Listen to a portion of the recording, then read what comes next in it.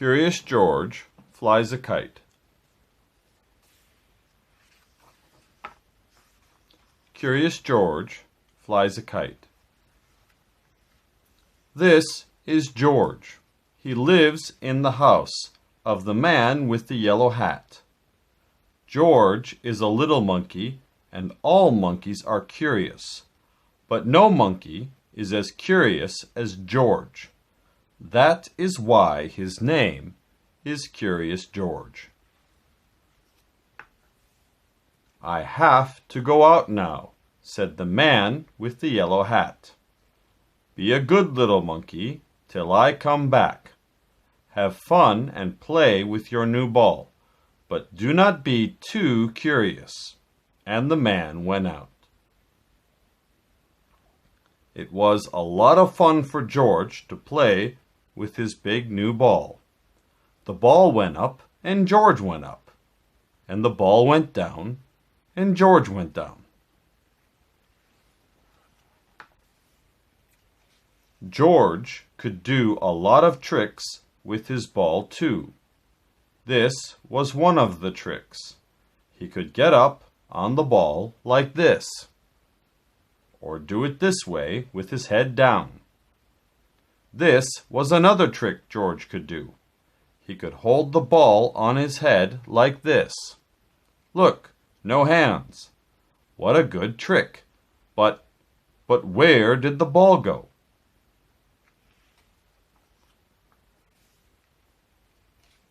George ran after it.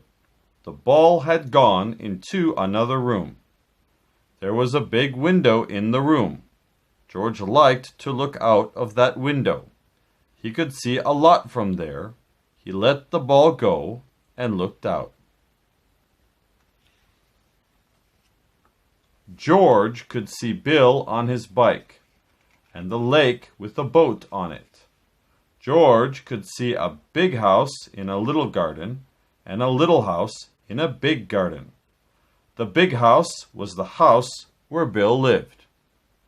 But who lived in the little house? George was curious. Who could live in a house that was so little? George had to find out, so he went to the big garden.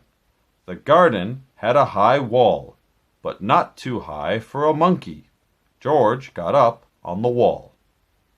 All he had to do now was jump down. So George jumped down into the big garden.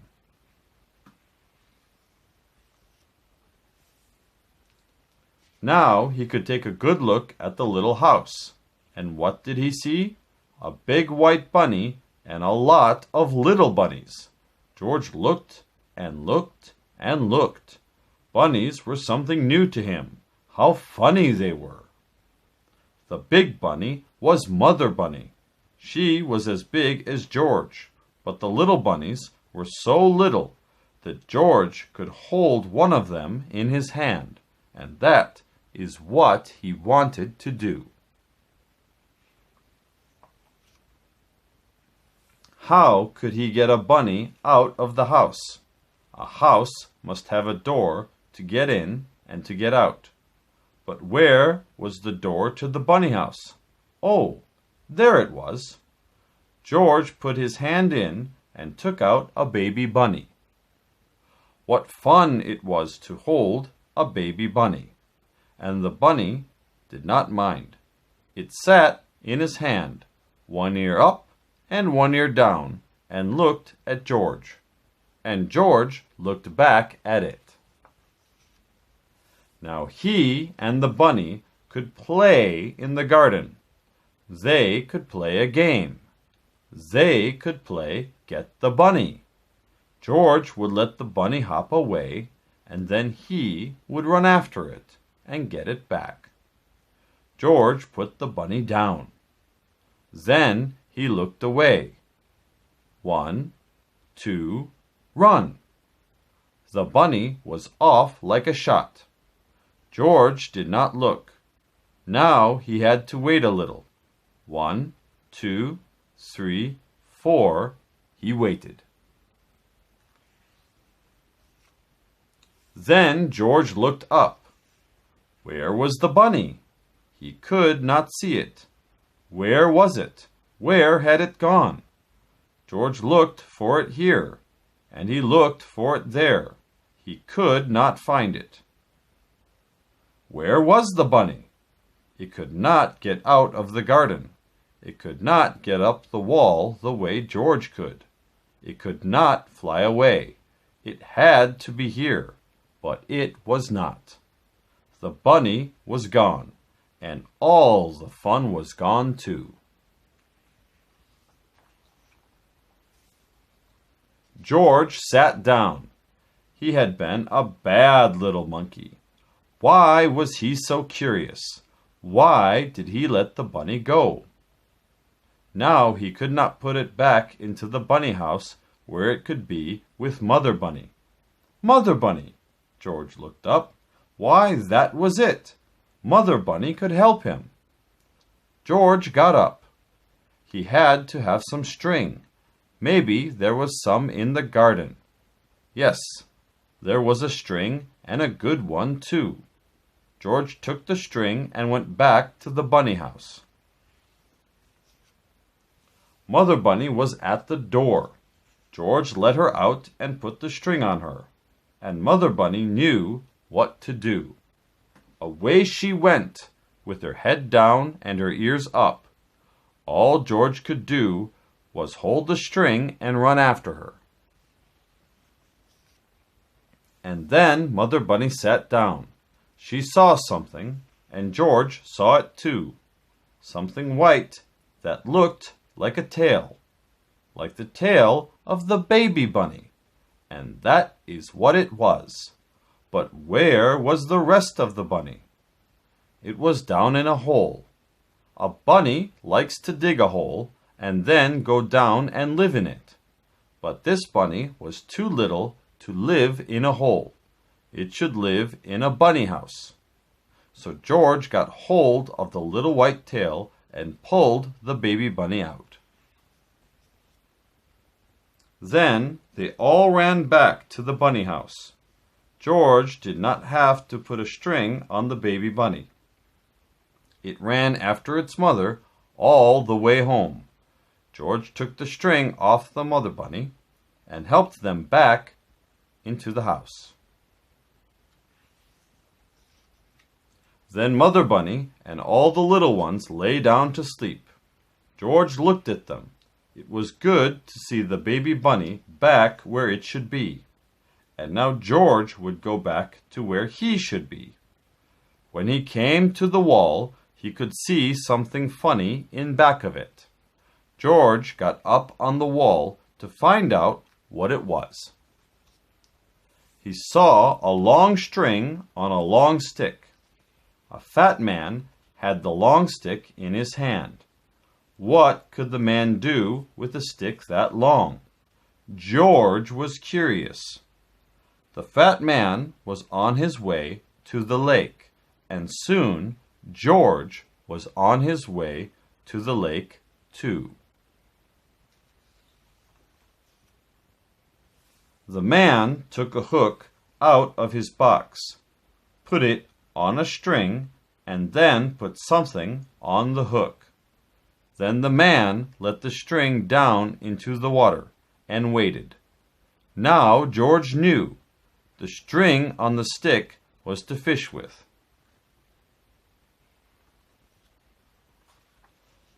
When the man pulled the string out of the water, there was a big fish on the hook. George saw the man pull one fish after another out of the lake till he had all the fish he wanted. What fun it must be to fish! George wanted to fish too. He had his string. All he needed was a stick, and he knew where to get that.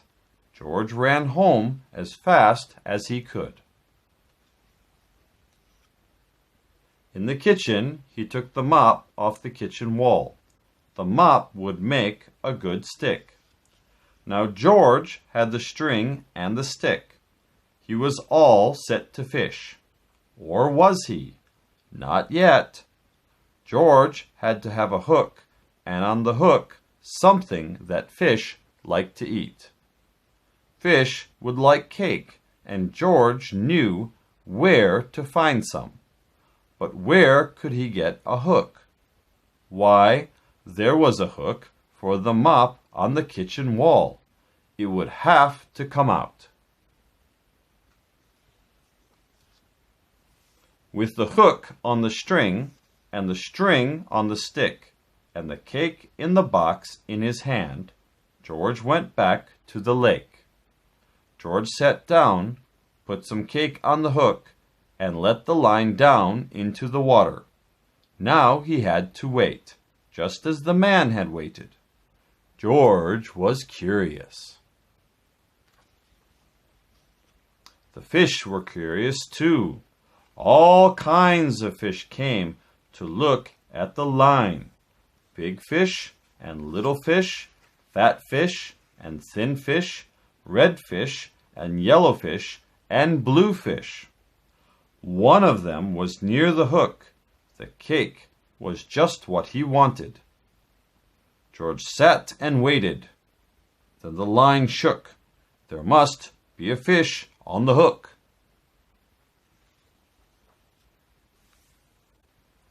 George pulled the line up. The cake was gone, but no fish was on the hook. Too bad. George put more cake on the hook. Maybe this time he would get a fish.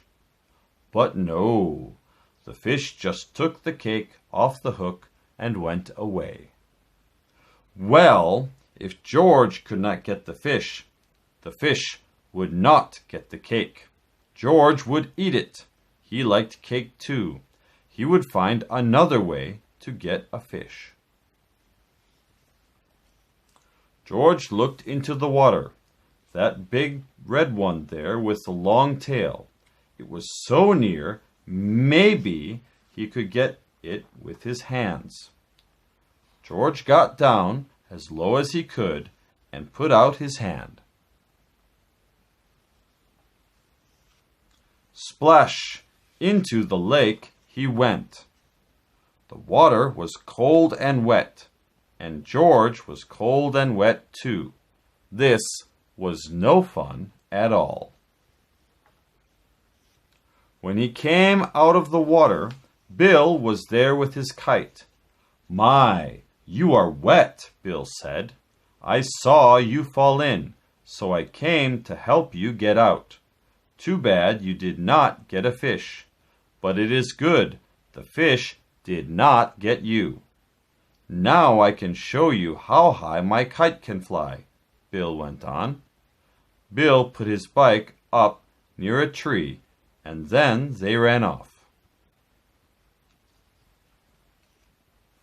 There was a lot of wind that day, and that was just what they needed. The wind took the kite up fast. George was too little to hold it in this wind. A kite that big could fly away with him, so Bill had to hold it. George saw the kite go up and up and up. What fun it was to fly a kite! They let the kite fly for a long time, till Bill said, "I will get the kite down now. I must go home, and you should too." But when Bill pulled the string in, the kite got into the top of a high tree. Bill could not get it down.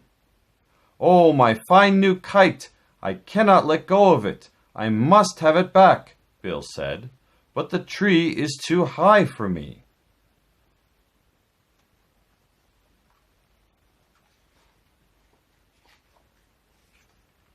But no tree was too high for George. He went up to the top in no time. Then, little by little, he got the string out of the tree. Down he came with the kite and gave it back to Bill. "Thank you, George. Thanks a lot," Bill said. "I am so happy to have the kite back. Now you may have a ride home on my bike. I will run back to the lake and get it. You wait here for me with the kite, but do not let it fly away." George looked at the kite. Then he took the string in his hand. He knew he could not fly the kite in this wind, but maybe he could let it go up just a little bit. George was curious. He let the string go a little, and then a little more, and then a little more, and then a little more. When Bill came back, there was no kite, and there was no George. "George," he called, "where are you?" "George is not here," said the man with the yellow hat when Bill came. "Have you seen him?" "George and my kite are up in the sky near the lake," Bill shouted. "I came to—" But the man did not wait to hear any more. He ran to his car and jumped in. "I will get him back," he said. "I must get George back." All this time, the wind took the kite up, and George with it. It was fun to fly about in the sky, but when George looked down, the fun was gone. He was up so high that all the big houses looked as little as bunny houses. George did not like it a bit. He wanted to get down, but how? Not even a monkey can jump from the sky. George was scared. What if he never got back? Maybe he would fly on and on and on. Oh, he would never, never be so curious again if just this one time he could find a way to get home.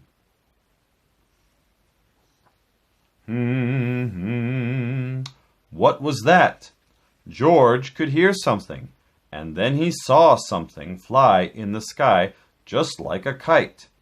It was a helicopter, and in the helicopter, hurrah, was the man with the yellow hat. Down from the helicopter came a long line. George got hold of it, and the man with the yellow hat pulled him up.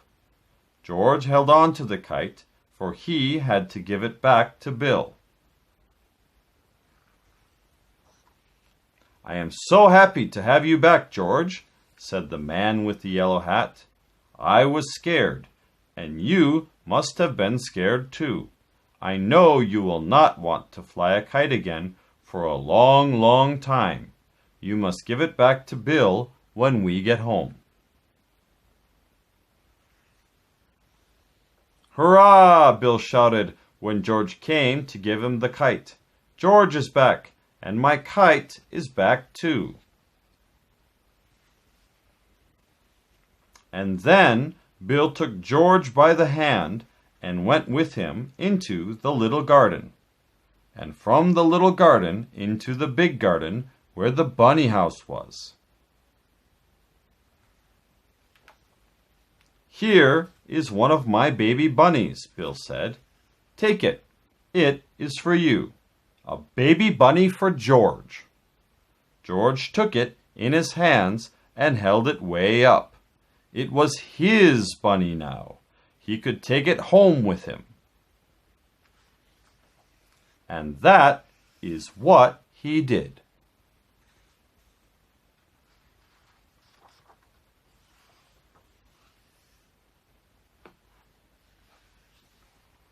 The end.